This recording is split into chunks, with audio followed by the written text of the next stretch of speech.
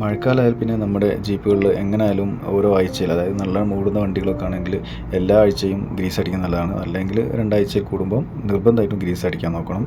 പിന്നെ അടുത്തത് പറഞ്ഞാൽ നമ്മളെ സ്റ്റാർട്ടിംഗ് മോട്ടറൊക്കെയാണ്. സ്റ്റാർട്ടിംഗ് മോട്ടറൊക്കെ ഈ വെള്ളത്തിൽ കൂടെ പോകുമ്പോഴൊക്കെ നല്ല പോക്കൊക്കെ പോയിട്ടുണ്ട്. അതിൻ്റെ ഉള്ളിലേക്ക് സ്റ്റാർട്ടിംഗ് മോട്ടറിനുള്ളിലേക്ക് വെള്ളം ഇറങ്ങിയിട്ടൊക്കെ ഇതേപോലെ തുരുമ്പൊക്കെ എടുത്തിട്ട് ഫുള്ള് പോകാനുള്ള സാധ്യതയുണ്ട്. അപ്പം ഈ വെള്ളത്തിൽ കൂടെ പോകുമ്പോഴും വെള്ളത്തിലിറക്കുമ്പോൾ പ്രത്യേകം ശ്രദ്ധിക്കണം.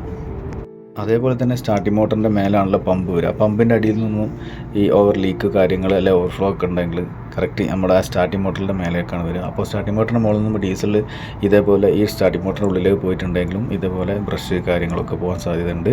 ഡീസൽ പമ്പിൽ നിന്നും സ്റ്റാർട്ടിംഗ് മോട്ടറിൻ്റെ മേലോട്ടൊക്കെ ലീക്ക് ഉണ്ടെങ്കിൽ നമുക്കൊരു എക്സ്ട്രാ ഫിലിം സൈഡിൽ കൂടെ അടിയിലേക്ക് ഇറക്കി കൊടുക്കാവുന്നതാണ്. അത് നമ്മുടെ കോയിലൊക്കെ ഷോർട്ടുള്ള കാര്യങ്ങളൊക്കെ റെഡി ആയിരിക്കുന്നുണ്ട്. അപ്പോൾ ചെക്ക് ചെയ്തപ്പോൾ എല്ലാം സെറ്റാണ്. സ്റ്റാർട്ടിംഗ് മോട്ടർ സ്റ്റാർട്ട് ചെയ്യുന്ന ആ സമയത്ത് നിർമ്മിച്ച കാര്യങ്ങളൊക്കെ ഉണ്ട്. പിന്നെ അധികം അതുമേൽ കളിക്കാൻ നിൽക്കരുത്. പിന്നെ എന്താ വെച്ചാൽ നല്ലോണം ഓവർ ഹീറ്റായിട്ട് നമ്മുടെ ബാറ്ററിയുടെ ടെർമിനൽ വരെ ഉരുകി പോകാനുള്ള ചാൻസ് ഉണ്ട്.